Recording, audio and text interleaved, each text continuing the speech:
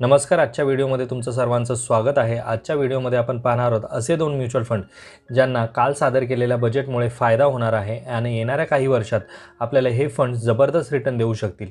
तर आजच्या व्हिडिओमध्ये आपण याच म्युच्युअल फंड्सबद्दलच्या डिटेल्स पाहणार आहोत. पण त्या अगोदर जर तुम्ही चॅनलवरती नवीन असाल आणि चॅनलला अजूनही सबस्क्राईब केलं नसेल तर चॅनलला सबस्क्राईब करून ठेवा, म्हणजे असेच इन्फॉर्मेटिव्ह व्हिडिओज तुम्हाला या चॅनलवरती पाहता येतील.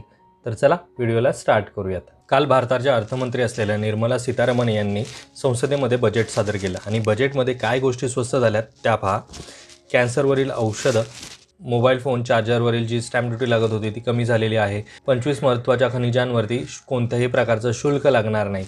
पण आपल्यासाठी सगळ्यात महत्त्वाचं काय आहे तर इलेक्ट्रॉनिक वाहनं स्वस्त झालेली आहेत. सौर ऊर्जा पॅनल स्वस्त झालेला आहे. चामड्यापासून बनवलेल्या वस्तू, तांब्यापासून बनवलेल्या वस्तू, सोने चांदीपासून आणि प्लॅटिनमपासून बनवलेले दागिने, लिथियम बॅटरी, माशांपासून बनवलेले वेगवेगळे प्रोडक्ट, असे हे सर्व आयटम्स आता स्वस्त होणार आहेत. मग महाग काय झालं आहे?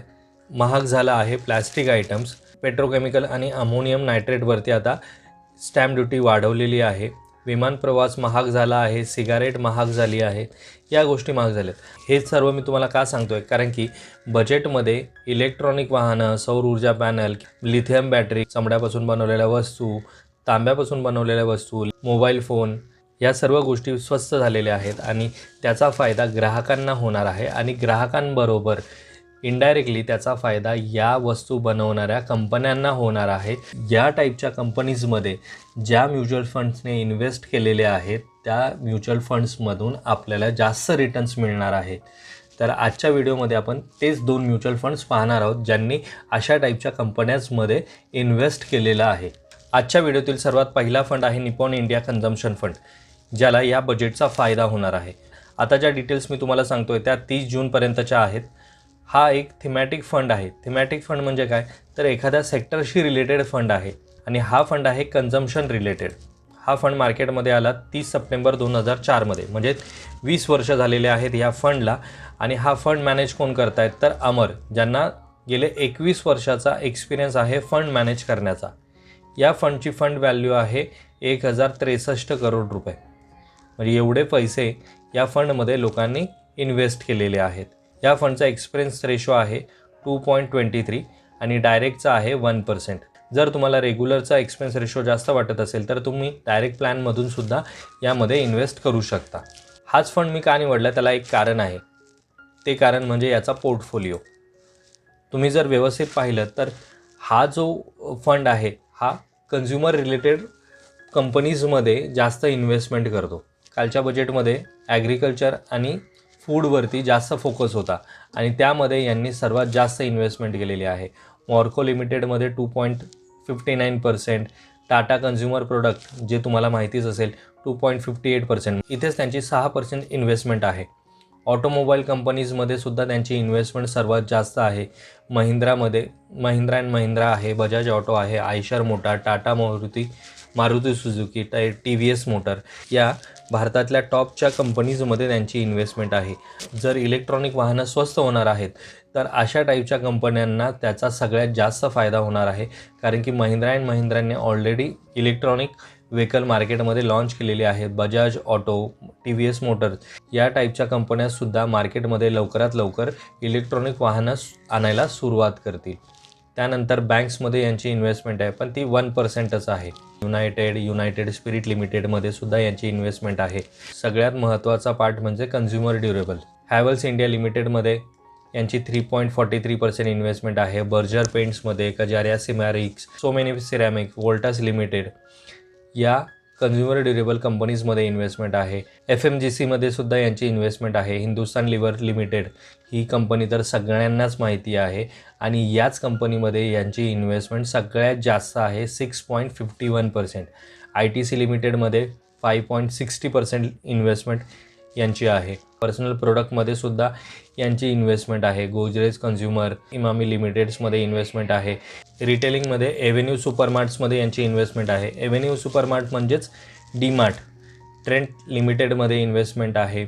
झोमॅटो लिमिटेडमध्ये इन्व्हेस्टमेंट आहे, वेदांत फॅशन्स लिमिटेडमध्ये इन्व्हेस्टमेंट आहे, त्यानंतर टेलिकॉम सर्व्हिसेसमध्ये भारती एअरटेलमध्ये यांची 8.43% इन्व्हेस्टमेंट आहे. तर ओव्हरऑल जर तुम्ही यांचा पोर्टफोलिओ पाहिला तर हा पूर्णपणे कन्झ्युमर प्रोडक्ट आणि कन्झ्युमर ड्युरेबल प्रोडक्ट्सवरती फोकस करणारा आहे आणि या बजेटचा खूप जास्त फायदा होणार आहे, कारण की याच्यामधल्या ज्या कंपनीज आहेत त्यांना जर नवीन ऑर्डर्स मिळाल्या आहेत, त्यांचा जर सेल्स इन्क्रीज झाला तर ऑटोमॅटिकली आपल्याला जे रिटर्न मिळणार आहेत ते जबरदस्त मिळणार आहेत येणाऱ्या काळामध्ये. फंडचे रिटर्न्स पाहण्यासाठी आपण आलेलो आहे कंपनीच्या ऑफिशियल वेबसाईटवरती आणि तुम्ही इथे जर रिटर्न्स पाहिलात तर एका वर्षामध्ये या फंडने 40% रिटर्न दिलेले आहेत, 3 वर्षामध्ये याने 24% रिटर्न दिलेले आहेत, 5 वर्षामध्ये सुद्धा 24% रिटर्न दिलेले आहेत आणि जेव्हापासून हा फंड मार्केटमध्ये आला तेव्हापासून याने 16.17% रिटर्न दिलेले आहेत. तर हा झाला निपॉन इंडिया कन्झम्पशन फंड. आता आपण दुसरा फंड पाहूया. यानंतरचा फंड आहे SBI कन्झम्पशन अपॉर्च्युनिटी फंड. हा फंड मार्केटमध्ये आला 1999 रोजी. या फंडची फंड व्हॅल्यू आहे 2400 करोड रुपये आणि आत्तापर्यंत याने 16% रिटर्न दिलेले आहे. म्हणजे 25 वर्षापूर्वी आलेल्या फंडने आत्तापर्यंत 16% रिटर्न दिलेले आहेत. हा आहे त्याचा NAVचा 1 वर्षाचा ग्राफ. आपण गेल्या 5 वर्षाचा ग्राफ पाहूयात. 5 वर्षापूर्वी जुलै 2020मध्ये याचा NAV होता 96 रुपीज आणि आता याचा NAV आहे 319 रुपये. म्हणजे गेल्या 5 वर्षामध्ये याचा NAV 3 पट वाढलेला आहे, म्हणजे याने 3 पट रिटर्न दिलेले आहेत. हा एक थीमॅटिक फंड आहे, म्हणजे सेक्टर वाईज फंड आहे. हा आहे त्याचा पोर्टफोलिओ आणि पोर्टफोलिओमध्ये जर तुम्ही पाहिलं तर सगळ्यात ज्या टॉपच्या कंपनीज आहेत त्या सर्व कंपनीज ह्याच्यामध्ये आहेत आणि ह्या सर्व कंपनी ह्या कन्झ्युमर ओरिएंटेड आहेत, म्हणजे त्याचा कुठे ना कुठे कन्झ्युमरशी संबंध आहे. त्यातली तुम्ही वर्लपूल इंडिया लिमिटेड पहा, ITC लिमिटेड पहा, ॲव्हेन्यू सुपरमार्ट म्हणजेच डीमार्ट पहा, Britannia limited, Mahindra and Mahindra म्हणजे ऑटोमोबाईल रिलेटेड कंपनीज आहे. या साईडला सुद्धा पेज इंडस्ट्रीज आहे, हॉकिन्स कुकवेअर आहे, कजारिया सिरॅमिक आहे, TVS मोटर आहेत. म्हणजे या मोठ्या ज्या कंपनीज आहेत या कंपनीजमध्ये त्याची इन्व्हेस्टमेंट आहे आणि टोटल इन्व्हेस्टमेंट किती आहे? 97% इन्व्हेस्टमेंट ही इक्विटी होल्डिंग्समध्ये आहे, 3% इन्व्हेस्टमेंट ही कॅश आणि कॅशशी रिलेटेड इक्विपमेंट्समध्ये आहे. इंडस्ट्री वाईज ॲलोकेशन पाहिलं तर फास्ट मूव्हिंग कन्झ्युमर गुड्समध्ये यांची 31% इन्व्हेस्टमेंट गेलेली आहे. जे आपण रेग्युलर जीवनामध्ये वापरतो ते सगळे फास्ट मूव्हिंग कन्झ्युमर गुड्समध्ये येतात. त्यानंतर आहे कन्झ्युमर ड्युरेबल इलेक्ट्रॉनिक्स आयटम्स, सगळ्या कन्झ्युमर ड्युरेबल्समध्ये येतात, त्याच्यामध्ये इन्व्हेस्टमेंट आहे 24%. कन्झ्युमर सर्व्हिसेसमध्ये 17.80% इन्व्हेस्टमेंट आहे. ऑटोमोबाईल्स आणि ऑटो कंपोनंट्समध्ये 9% इन्व्हेस्टमेंट आहे. टेक्स्टाईलमध्ये 7%, टेलिकम्युनिकेशनमध्ये 6% आणि कॅश रिलेटेड इन्स्ट्रुमेंट्समध्ये 2.90% इन्व्हेस्टमेंट आहे. जर मार्केट कॅपिटलायझेशननुसार पाहिलं तर स्मॉल कॅपमध्ये 41% इन्व्हेस्टमेंट आहे, मिड कॅपमध्ये 21% इन्व्हेस्टमेंट आहे, लार्ज कॅपमध्ये 33% इन्व्हेस्टमेंट आहे. म्हणजे तीनही टाईपच्या सेक्टर्समध्ये यांनी इन्व्हेस्टमेंट केलेली आहे. स्मॉल कॅपमध्ये पण आहे, मिड कॅपमध्ये पण आहे आणि लार्ज कॅपमध्ये पण आहे आणि तिघांमध्येही 20%पेक्षा जास्त इन्व्हेस्टमेंट आहे. म्हणजे पुढे जाऊन हा फंड आपल्याला चांगले रिटर्न देईल. हा फंड एका वर्षामध्ये रिटर्न देतो आपल्याला 34%, 3 वर्षामध्ये रिटर्न देतो 25% आणि 5 वर्षांमध्ये रिटर्न देतो 22%. म्हणजे जर तुमची इन्व्हेस्टमेंट लाँग टर्म जरी नसेल आणि 5 वर्षापर्यंत जर तुम्ही इन्व्हेस्टमेंट ठेवली आहे या टाईपच्या फंडमध्ये तरी तुम्हाला 22% रिटर्न मिळणार आहेत. आणि जर लाँग टर्मसाठी तुम्ही विचार करत असाल तर जेव्हापासून हा फंड मार्केटमध्ये आला त्यांनी 16% रिटर्न दिलेले आहेत. आता 16% रिटर्न म्हणजे नक्की किती रिटर्न मिळणार आहेत ते पाहूयात. 5,000ची SIP तुम्ही सुरू केली पुढच्या 5 वर्षासाठी आणि आपण एक्सपेक्टेड रिटर्न कन्सिडर करूयात, 22% रिटर्न मला मिळतात. तर माझी इन्व्हेस्टमेंट असणार आहे 3 लाख रुपये आणि मिळणारी रक्कम याच्यावरती जे आपल्याला वेल्थ गेन मिळणार आहे तो आहे 2,48,000 रुपये आणि ओव्हरऑल माझी व्हॅल्यू किती होणार आहे इन्व्हेस्टमेंटची?